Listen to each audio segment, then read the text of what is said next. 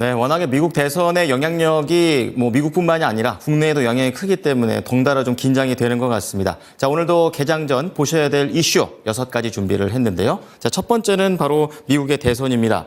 트럼프가 되든 해리스가 되든 어쨌든 가장 좋은 전략은 교집합입니다. 어떤 것들을 봐야 될까요? 바로 방산, 원전이 되겠습니다. 조금 더 자세하게 짚어보고요. 그리고 종목들 소식 2가지 더 보겠습니다. 하이드로 리튬이 이제 배터리 사업에 대한 본격화 소식이 나오고 있습니다. 다시 한번 2차 전지 쪽에 긍정적인 바람이 불어올 수 있는 내용들인지 알아보고요. 보령 같은 경우에는 유상증자를 결정을 했습니다. 성장을 위한 자금 조달이 목적이라고 하는데 오늘 시장에서는 이러한 부분을 어떻게 반영할지 미리 체크해 보도록 하겠습니다. 권민아 캐스터 내용 전해주시죠. 네, 화요일 오늘장에 영향을 줄 수 있는 뉴스들 챙겨보도록 하겠습니다. 6가지 헤드라인으로 먼저 정리를 해보실 텐데요. 먼저 중국 전인대 상무위가 어제 개막한 가운데 대규모 경기 부양책이 승인될 것이라는 전망이 나오고 있습니다. 미국 대선 결과가 어떻게 나오든 돈 뭉치가 몰리는 곳으로 방산과 원전이 꼽혔습니다.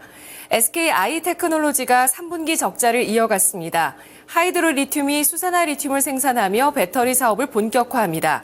윈스가 주주가치 재고 공시를 발표했고요. 보령이 1,750억 원 규모의 제3자 배정 유상증자를 결정했습니다.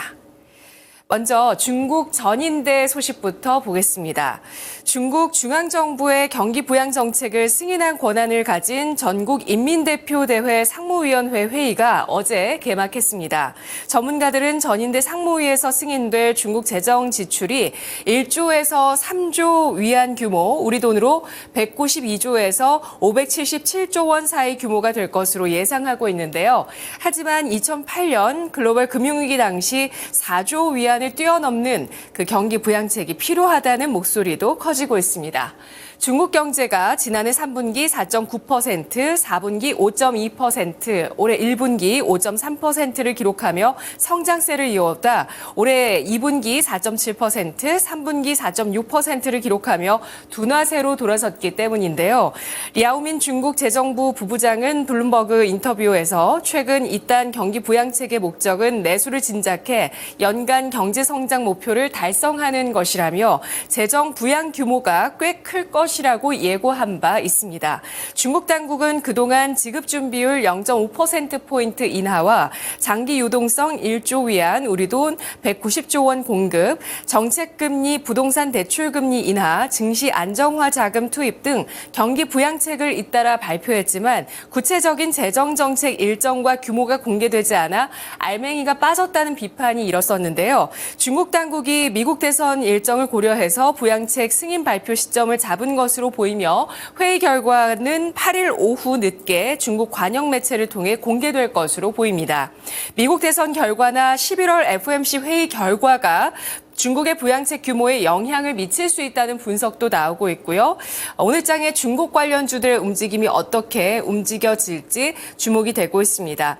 아모레퍼시픽, LG생활건강, 코스맥스, 롯데케미칼, 오가닉틱, 코스메틱, 이스트아시아홀딩스, SM 등 화장품, 화학, 국내 상장 중국 기업 엔터주들까지 흐름 체크해 보시죠.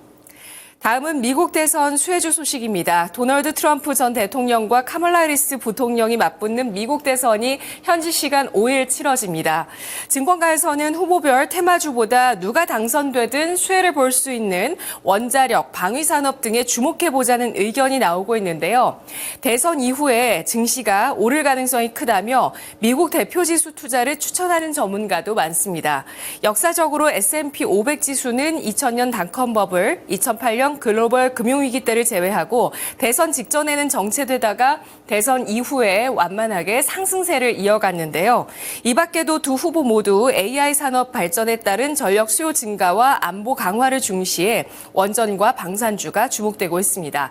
원전과 SMR에 투자하는 소울 미국 AI 전력 인프라 ETF는 최근 석 달간 33% 넘게 뛰어올랐고 플러스 K 방산 ETF는 올해 들어서 60%대 수익률을 기록했습니다. 기록했습니다. 오늘장 한화에로스페이스, 하나시스템, 현대로템, 한국항공우주, LIG넥스원, 두산에너빌리티, 한전산업, 한전기술, 우리기술, 우진엔텍 등 움직임 알아보도록 하겠습니다. 자, 이 가운데서 오늘 개장 전에 한국항공우주의 차트를 보시면 지난 5월과 8월 그리고 지금 정배월 차트를 좀 나타내면서 세 차례 정도 추세 전환을 시도하는 모습을 나타냈는데요. 어제 종가는 57,400원을 기록했습니다. 다음은 SKI테크놀로지 실적입니다. SK이노베이션의 2차 전지 분리막 계열사 SKI테크놀로지는 올해 3분기 연결 기준 영업 손실이 730억 원으로 지난해 같은 기간 대비 적자 전환한 것으로 잠정 집계됐다고 어제 장 마감 이후 공시했습니다.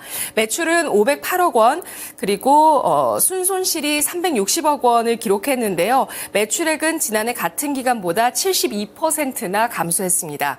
SKI테크놀로지는 컨퍼런스 콜에서 IT 주요 고객사의 수요 침체에 따라 분리막 판매량이 감소했으며 전기차 캐즘 영향으로 적자가 이어졌다고 설명했습니다. 또한 재고 소진에 따른 가동률 하락, 그에 따른 고정비 증가 등으로 실적 악화에 영향을 줬는데요. 다만 계열사 고객인 SK온의 사상 첫 분기 흑자 달성은 긍정적인 요소로 봤습니다. SKI테크놀로지는 신규 고객용 장기 공급 계약 체결과 기존 고객의 신규 프로젝트 진입을 통해 내년에 유의미한 판매 성장을 달성하겠다는 목표인데요. 이어 글로벌 복수 고객과 EV용 분리막과 ESS용 분리막 신규 공급을 협의하고 있다고 전하기도 했습니다. 오늘장 SKI테크놀로지의 주가 향방도 지켜보시죠. SKI테크놀로지 차트 한번 보도록 하겠습니다. 지난해 봄, 여름에 추세 전환을 시도하다가 결국에는 1년 넘게 우하향을 지속하는 모습이었는데요. 2021년 상장한 이후에 줄곧 하락 추세를 그려왔었던 SKI테크놀로지 어제 종가는 34,400원을 기록했습니다. 다음은 하이드로리튬의 배터리 사업 본격화 소식입니다. 하이드로리튬은 최근 충남 금산에 있는 리튬 플러스의 수산화 리튬 공장과 생산 설비를 인수 완료했다고 어제 밝혔습니다. 현재 하이드로리튬 금산 공장에는 배터리급 수산화 리튬을 원활하게 생산 판매하고 있으며 이에 따라 하이드로리튬의 리튬 사업 매출도 점차 본격화할 것이라고 하는데요. 하이드로리튬 금산 공장을 본격적으로 가동한 9월 말부터 10월 말까지 판매 계약된 배터리급 수산화 리튬은 약 70톤입니다.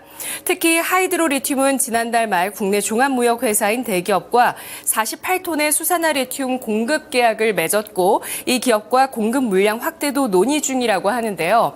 어제 시간의 거래를 보시면 하이드로리튬과 리튬 포어스까지 주가가 5에서 9%대 상승을 기록하는 모습이었습니다. 하이드로리튬 상한가를 기록했는데요. 오늘장 이들 종목의 주가 상승세가 있을지 지켜봐야 되겠습니다. 다음은 윈스 자사주 공개 매수 소각 소식입니다. 윈스가 자사주 10%를 공개 매수한 뒤 소각합니다. 윈스는 오늘부터 24일까지 20일간 대신증권 창구를 통해 자사주 136만 주를 공개 매수하기로 했다고 어제 장 마감 이후에 공시했는데요. 이는 전체 발행 주식의 10%에 달하는 물량이며 주당 매수가는 16,000원으로 어제 종가 대비 21% 할증된 가격입니다. 공개 매수 규모는 218억 원에 달하는데요.